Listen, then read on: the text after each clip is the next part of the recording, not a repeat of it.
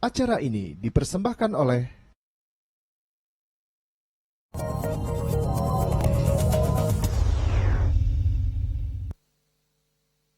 Terima kasih, kita masih di Galeri Publik kali ini dan masih bersama kita Bapak Anggoro, ini Direktur Hak Cipta dan Desain Industri Direktorat Jenderal Kekayaan Intelektual. Dan menarik sekali ini untuk kita bahas semuanya mengenai hak cipta. Apapun itu bentuknya, kalau kita mempunyai sesuatu dari sisi brand atau karya seni, baik itu musik, tulisan dan lain-lain, memang seharusnya lah ada perlindungan di sini yang sehingga membuat kita merasa terlindungi dan bisa berkembang lebih bagus lagi di sini, dan ternyata semudah itu. Karena gini juga membantu kita untuk jangan sampai apa yang telah kita ciptakan ini, apapun itu bentuknya ya, dipakai oleh orang lain yang tidak bertanggung jawab.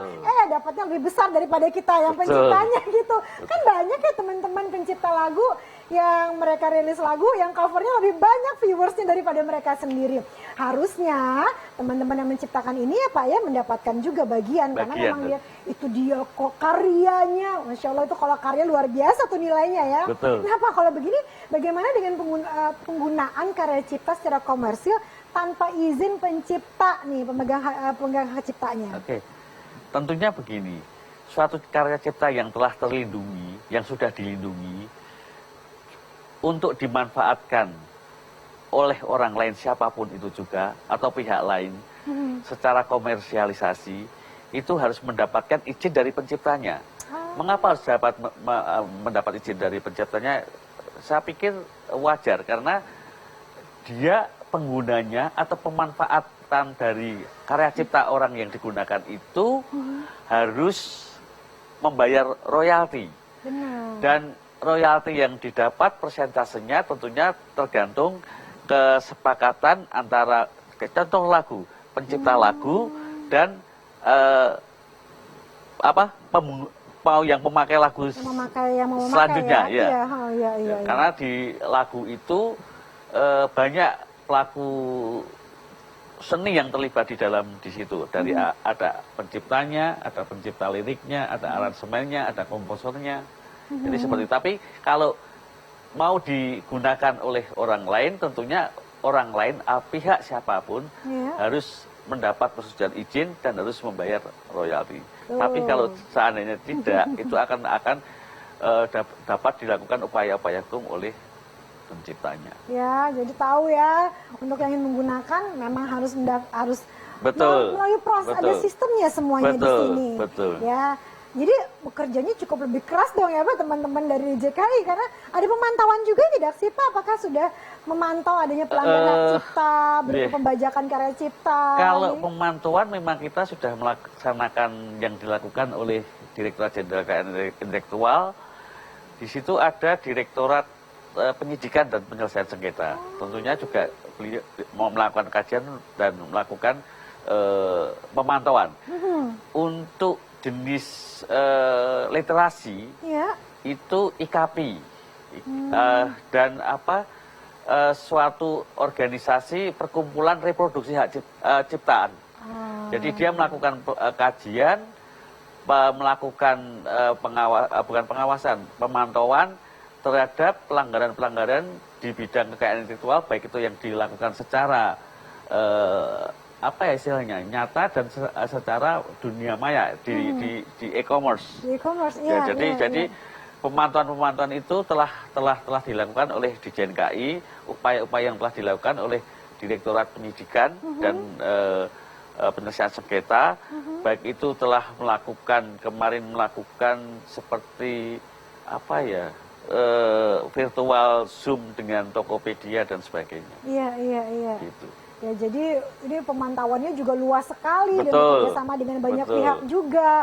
Jadi jangan khawatir, ini tidak terbatas ini ya, dan semakin besar juga di kemudian hari, sehingga kita akan merasa lebih terlindungi juga semuanya. Dan bagaimana Pak upaya yang sudah atau mungkin akan dilakukan oleh DJKI untuk meminimalisir terjadinya pelanggaran terhadap karya cipta? Memang untuk meminimalisir tentang pelanggaran kekayaan intelektual, terutama baik yang secara tidak virtual maupun yang melalui e-commerce, tadi sudah saya sebutkan bahwa Direktorat Jenderal Kekayaan Intelektual dalam hari ini adalah Direktorat Penyidikan dan Kerjasama telah melakukan pemantauan dan bukan pengawasan ya, pemantauan terhadap pelanggaran-pelanggaran itu. Iya. Selain itu, kita juga bekerja sama dengan kementerian-kementerian yang berkaitan, yang menangani tentang sesuatu karya cipta yang diimplementasikan, dimanifestasikan melalui elektronik. Iya. Kita telah bekerja sama dengan Kominfo. Sudah di tahun 2015 itu ada 800 situs web yang diblokir, ditutup kontennya. Karena kontennya melanggar hak cipta. Sebagai contoh, waktu itu ada film Rich yang dibintangi oleh siapa tuh? Iko Uwais. Itu sampai produsernya datang ke Ditjen KI untuk menutup konten. Mengapa menutup konten? Film Rich itu di Amerika menjadi box office. Iya. Tapi dengan ditayangkan secara elektronik, Iya. status box office-nya menurun.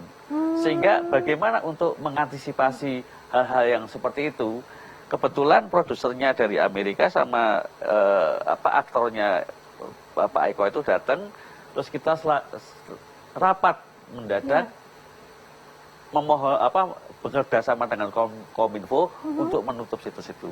Itu artinya untuk meminimalisir kerugian yang akan ditimbulkan oleh produser di film Red itu. Dan ini sebetulnya tidak berlaku hanya di film Red. Siapapun karya ciptanya yang mungkin dimanifestasikan secara elektronik, baik itu kalau memang itu merugikan dan yang bersangkutan atau pihak yang berkepentingan melapor, pasti kita bekerja sama dengan Kominfo untuk melakukan penutupan situs-situs seperti itu. Jadi bisa tuh. Bisa siapapun. Iya ya. Siapapun. Jadi untuk kalian juga para pembaca di luar Siapapun. sana, kan begitu mudahnya udah bikin film, nggak mudah bikin film. Betul, terus tiba-tiba biayanya juga ditayangkan. tinggi, betul. Ditayangkan secara semudah itu melalui teknologi gitu ya, Betul. tapi itu tidak baik ya, merugikan banyak pihak sekali.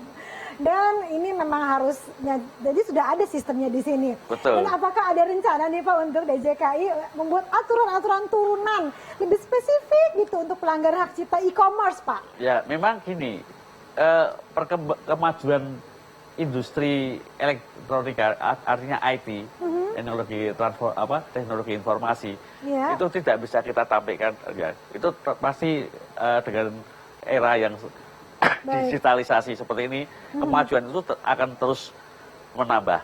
Lah, bagaimana dengan mengantisipasi untuk hal-hal yang baru yang mungkin belum ada, mungkin kita belum mencakup aturannya tentang perlindungan karya cipta yang dimanifestasikan di dalam elektronik. DJKI dalam ini DJKI tidak berhenti untuk membuat aturan-aturan untuk paling tidak bukan menghilangkan ya, meminimalisirkan terhadap pelanggaran-pelanggaran itu, untuk mengantisipasi juga kejahatan-kejahatan yang bersifat elektronik khususnya di bidang hak cipta. Jadi tidak berhenti, memang ini agak berat, agak susah sesuai dengan kemajuan teknologi informasi. Benar.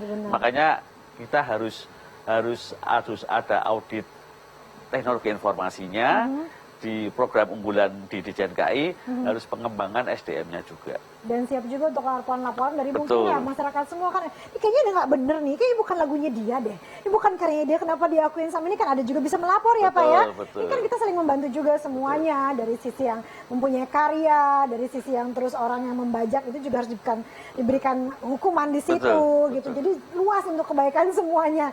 Baiklah, semakin luas juga, tapi penting sekali untuk kita tahu. Pastikan Anda jangan kemana-mana, kami akan segera kembali.